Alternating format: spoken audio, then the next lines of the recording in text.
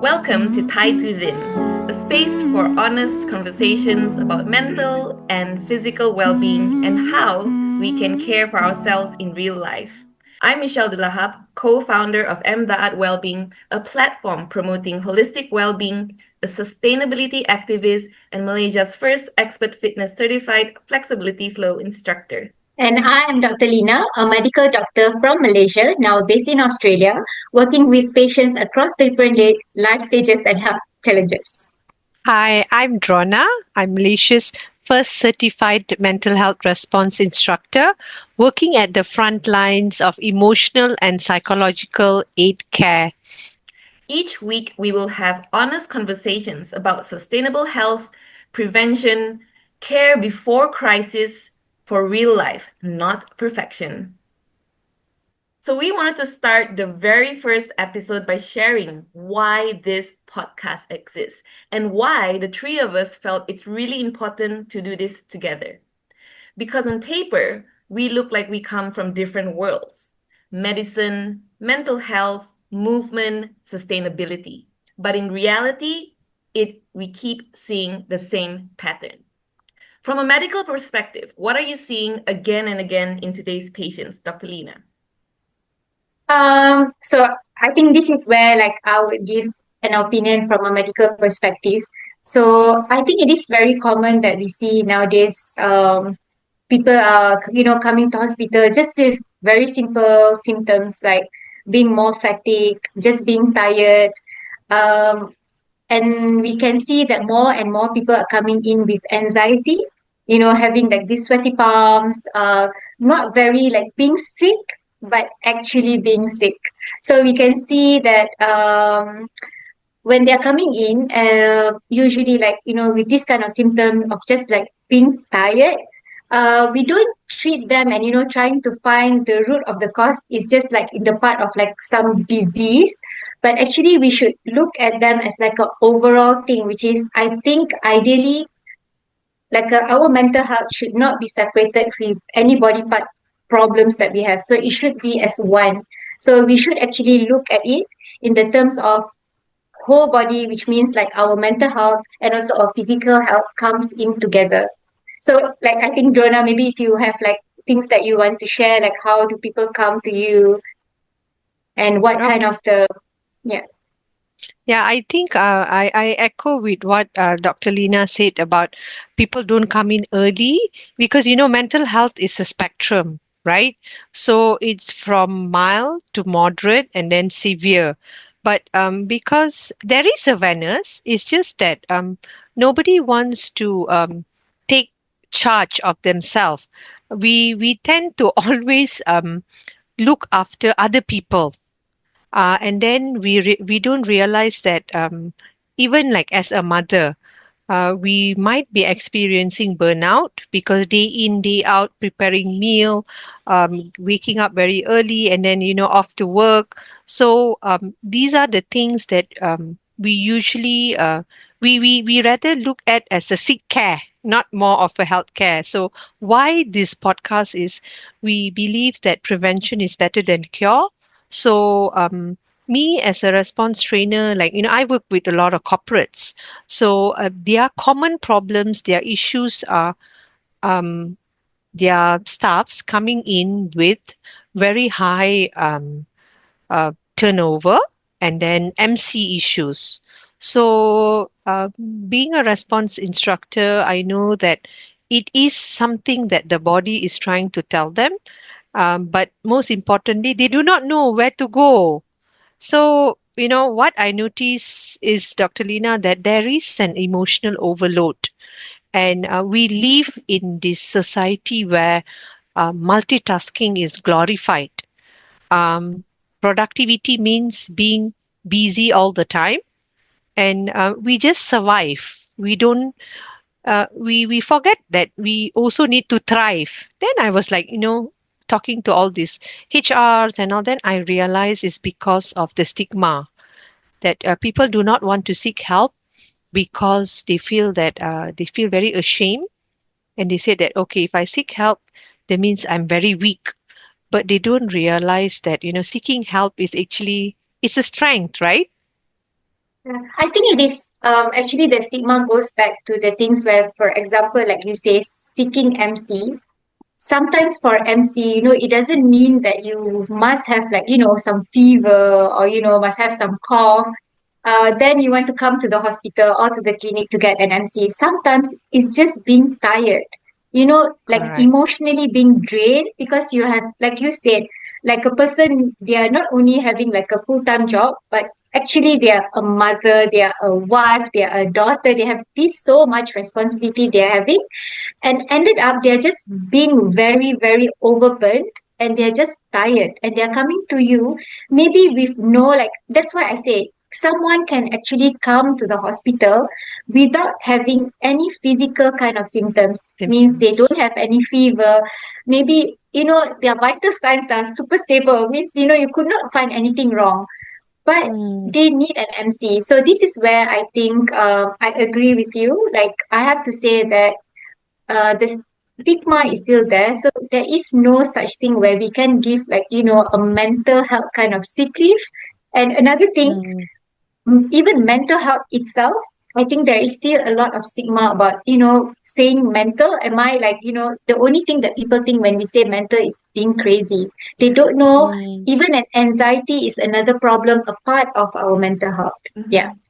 It's interesting to note how you both mention in your explanations the first thing that you say that, I mean, the thing that ties both of you is that especially women, you know, and it's interesting also because that since we aim to release this during Self-Love Week, right? Women, adults in general, but especially women, self-love has become exhausting. So what do you think is the Mm, idea about self-love? And then why is it that, some people are against it and some people are for it? Does it justify, going to a spa because, that is self-love for some people and then it's indulgence to others? What's your opinion, Jorna? okay, for me, I personally feel that there is a confusion between self-care and self-regulation. I, of course, being before entering this field, I was thinking that, going to the spa is something, self care is going to help me to self regulate. But little that I know that self regulation requires a lot more intervention, like, medical, like a professionals. For example, going into a talk therapy, learning some kind of techniques. And I realized that for me personally, self-regulation is something that I really, really, what do you call that? I can't find the word. I struggle with it. I struggle with it. But then over years, when I started meeting, like when I met you, when I met Dr. Lena, when I met my counselors, when I met all these professionals in the mental health field, then I realized that, hey, that one thing that I've not been doing that I used to do is journaling. Because when Mm-hmm. I journal, I separate myself from the problem. So now when I journal, my focus is very much more on the solution. But when I don't journal, my focus is very much more on the problems. And then I was like, wow, this is something. So that's why, like, I always have like a notebook with me, even during meetings, right? We tend to like write down notes. But why not as a self-love ritual to Mm-hmm. write down your journals, like probably write down what are the 5 things that you're thankful for, who are the 5 people that is like your SOS number that you can call and talk to, so basically this podcast um is what we aim to do is to create a safe space. So I really hope that whoever is listening, especially women, right? I think men are also at a very what do you call that? They are also facing Yeah, it's challenges. complicated. Yeah, Men will not reach yeah, out as much, right? And so we hope Yeah, I yes, think that they don't our show off. yeah, I They mean the don't, yeah. yeah, ego they don't show there. it. Yeah, so I hope that But our maybe I listeners feel will feel um, open. they are. I do not know if you ladies agree with me. I feel men are very much more self-regulated. Probably they were equipped with such skills or something they would have picked up over the years that, okay, if I am having this issue, this is what I need to do. And also what I realize is that the boundaries that you set, men's are very clear in setting their boundaries. Like, okay, as a father, I'm a provider. This is what I can do, what I can't do. I'm tired after work. I can't do this. But women, we somehow tend to become very people pleasing. I think that is something that we were always taught to do. Like, if you have an issue with your in-laws, for example, like our elderly will say, no, you have to give in. But Um, over the years, I do not know. Yeah. yeah, Posing so back the I see you question smiling a lot, to Dr. Lina. your. What do you think? no, I have actually maybe I would say like maybe I have a slightly different take on self-love. So this is just sharing like, maybe very own experiences, so saying, talking to other people and also patients. I feel that most of us actually can be like the biggest self-critic. So, Mm-hmm. I think most of us have this thing where, when we look at the mirror, oh, I'm so fat. Oh, I'm so Mm-hmm. ugly. Sometimes I can't even do this simple thing. And, oh, I'm not a good mom. I'm not a good daughter. Mm-hmm. Sometimes when you're looking at the mirror, all the things that we can think of, including myself, is sometimes just the negative thing that we forget what is self-love.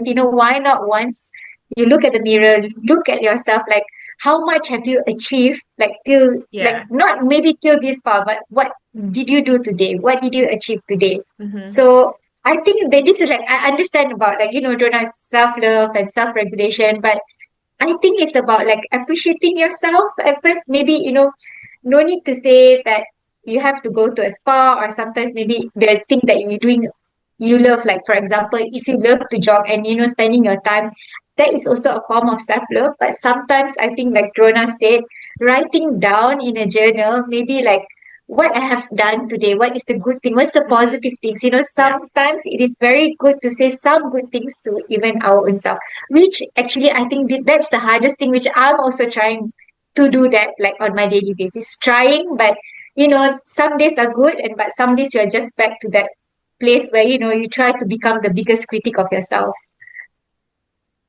So, but then you're not saying that it's wrong or that it's right. Like if people do believe, like, for going to, like for myself, for example, I go for hair treatment and it's because I do care for myself. It's not just about looking good, but because I want to take care of my hair, right? So this is Yeah, but to me a in form of self-love. yeah, Not it But are is you form are of you that. guilty? That Sorry? is a form of love, and we know that you are doing that for yourself. I think there's a lot of way to see the form of self love. I think like you said, and but you are doing something for yourself. I think that's the most important Mm-hmm. thing. So at the end of the day, make sure that you are doing something for ourselves and throw out the guilt. Just because if you're going to Yeah. spa, maybe you have to, Yeah. like maybe spend an hour or 2 hour at the spa, which means that you maybe might not get, especially to those who have like younger kids, Yeah. where you don't need to feel guilt. Oh, you're just going for 1 to 2 hours. The best part of all, actually, once you be refreshed, you can actually be a better mom, be a Mm-hmm. better person. Yes. Yeah, at the end of the day, the outcome that you get after doing that's maybe an hour session of self-love. Yeah, it gives back to the community and gives back to your own family. And that's the best part about it, I think, about self-love. Mm-hmm. Yeah. Yeah. You have anything Yeah. else to I add, think the Drona? Yeah, I think most important thing is whatever we do not need to be like our own moral police, to Mm-hmm. say that, oh, you should not have done it, but it was 2 hours of your time, with your kids away or whatever. So, like how Dr. Lina said, that critique comes from us. It's It's ourselves, not right? from anyone else. Like sometimes I have this thing whenever I go like for my body massage, I'll be like, this 80 ringgit I could have spent on my supplement. Then I would just tell to myself, it's okay, I will get it the next trip, you know. Mm-hmm. But of course, how many of us ladies who are struggling to make ends meet, Mm-hmm. like, paying for our kids. Like I noticed that even my boys, like for their PSB, pendidikan seni, and the things that we need to buy, it's not cheap. It's something that, it's ad hoc. It's not provided in schools, right? But sometimes some of us might hardly have, like, what, less than 500 ringgit in the bank, and we'll be thinking, okay, if anything were to happen to my kid, what is going to happen? But I came to a point that I am guilt free. I don't eat food that's guilt free.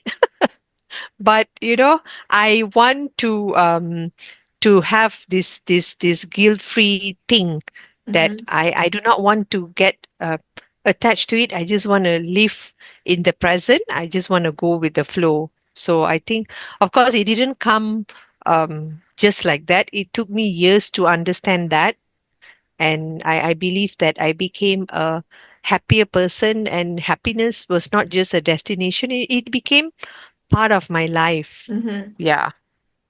But I also have to say this is, I think, a lot of like our culture background. I think because we were brought up that way, like we have seen how our mom and our dad, they have, sacrificed a lot. They don't go like, I don't remember my mom or my dad going for a massage or for like a hair treatment. So Yeah, because we have seen exactly. how they like struggled in their life just to, make sure that we were doing fine. So Mm-hmm. I think there is where the guilt comes from.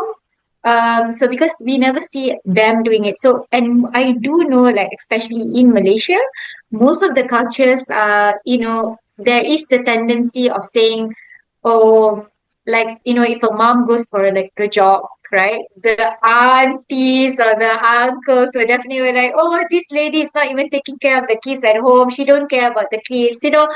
All of that stigma is still there. So Yeah. no Yeah. need the aunt and uncles. Sometimes even it might be your own mom, Mm-hmm. Mm. or your own dad is saying that. So sometimes actually you need that time. You just wanted to get a job because you needed like a fresh air. You need to refresh yourself. You need to let go all the stress that you have. And you're not even going for hours. You might just be going out for 1 hour. But that, when it's coming from your own parents, sometimes that can create a sense of guilt, and at the end of the day it comes back to that, falls into the topic where can I find that self-love. I think that's where our like podcast and our, we are going to try to help you from here. Yeah. Yeah, and I think the answer to your question for me would be to set boundaries. Like, sometimes we tend to be a people pleaser, especially like when it's coming from our parents. We take it very personally. I think I was that kind of a person once, but not anymore, because I put it in here in my left ear and I take it out from my right ear. I feel that no, this is Drona, and I always tell to my mom whenever she tries to advise me on in-laws. So I would ask her, have you ever stayed with your in-laws? Mm-hmm. No. Okay, then I think sometimes your opinion does not matter. I'm very frank with my parents. I'm known as like the rude child and the what anak kurang ajar. But I will tell them, sometimes your opinion does not matter. I just want someone to listen to me, not to vent out, but at least to look at perspective. Where is she Yeah. coming from? Mm-hmm. Then I started realizing that uh, I'm very outspoken. I think the culture that I grew up with, we are very outspoken with our parents, and our parents allow us to speak such. So then, my husband would be like, why are you talking like that? Because his parents do not allow him to speak Ah, I such. see. So there is a difference. But again, I feel that I grew so much more happier when I Mm-hmm. set my boundaries. It's like, you said this, okay, fine, thank you very much, but it's not going to affect me. So Yeah. one, two times, yes, it did affect me, but the third time, I do not know where I gained the strength. It just like passed through me, and I felt that, okay, this is what I want. I want to Mm-hmm. travel here. I do it. I decide. And then, of course, I take responsibility, and I take that thing that, whatever said and done. And then if my son doesn't bring back a good grade, I take responsibility to coach him and say, okay, it's okay, but you can try better. So I guess that it comes with a lot of exposure. And I think that most importantly, it's the connectivity that you have with your friends. So I have wonderful ladies like you all Mm-hmm. to not to compare, because I feel comparison is the biggest thief, but to look at your strengths and say that okay, this is what she has attained, and I think I can do this too. So here we are with our podcast. Yeah. I think this is a great first episode. And I hope that for the listeners who are there, we just want you to know that what you can expect from Tides Within. This will just be honest conversations. There won't be any lectures. We want to focus on prevention so that you don't panic. We want to create a safe space, as Jorna mentioned, so that you know that you can come in and listen to us. And then soon, God willing, we will open um, sessions where we can have you put in your questions or topics that you want us to talk about, because we are experts in different fields and we're also human just like you. So this is what we want to make sure that you feel comfortable, and we hope that you gain from this podcast. To end, do you have anything to say, Drona, and then you can close, Dr. Lina? Dr. Lina, do you want Uh, to go oh, first or me? yes, sure. So I think at the end of the day that like what Michelle has said, so we are here to create a conversations. So this is not like giving a lectures, or we are going to give you some PowerPoint slides, telling you what is anxiety, what are the symptoms of anxiety. This is depression. I think most of us kind of know that it's happening. We know sometimes this is what is actually happening. So why we are here is actually to help you, to guide you, like in terms of where you can seek help, or what can you do to help you to prevent from that thing happening, or also at the same time sharing. I think not only three of us, or most of us, every individual will have their own experience that they have gone through. So we are here to actually just not to diagnose you, but we are here just to help you and see, futurely, so that you can be a better person and a person that can actually, learn to self love. Yeah. Yeah, and I would like to add on that we are not here to tell you to just think positive, because just like the tide, it has up and downs. Water element, it can clean, it nourishes you, it gives you energy, it's a fat burner. But I think most importantly, water can also be like a tsunami. Yeah. So if you are just going to think positive, there's going to be an emotional burden that you might be keeping inside. So basically, we are here to tell you to set um, boundaries, set healthy boundaries, and enjoy life.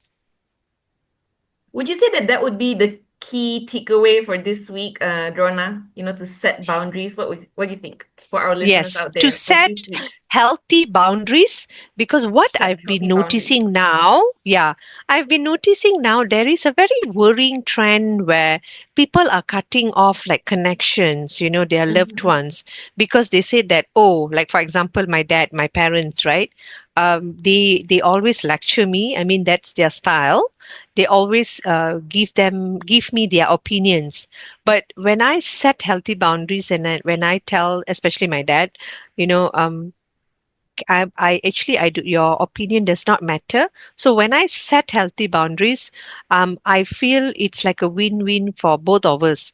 But sometimes what I realize is there are kids who completely cut off their aged parents. And I feel that it's very unfair because, Mm-hmm. our parents they are also learning how to handle the current technology generation. So it's not fair to just cut them off. Yeah. So that's why I said that set healthy boundaries, because when you cut off someone from your life and you say, oh, that person is toxic, Mm-hmm. little do we know we might be the toxic ones. So that's why I feel that like again, that relationship that you build with people around you, the circle of friends, plays a very, very important role. But before that, you set a healthy boundary, Mm-hmm. you should be able to evaluate what is right, what is wrong. I think that is the key thing, like how we have our food, right? To eat. Everything needs to be taken moderately. That's the same thing with the thoughts that we have. So do not just emotionally burden yourself. You can be happy, you can be sad. You need to acknowledge that emotion. That's the most important Mm-hmm. thing. Yeah. Do you Yeah. want to add anything for our key takeaway, Dr. Lina, on that line of I setting healthy think boundaries? Jonah made it like clear, and I love all your whatever that you have said. Setting healthy boundaries. Mm-hmm. I think this is something that we have to learn. Yeah, basically everyone have to learn. Yeah. Yeah. All right. Thank you. So thank you everyone for being here for our first episode. If this conversation resonates with you, share it with someone who needs permission to slow down. And we'll see you next week. Bye.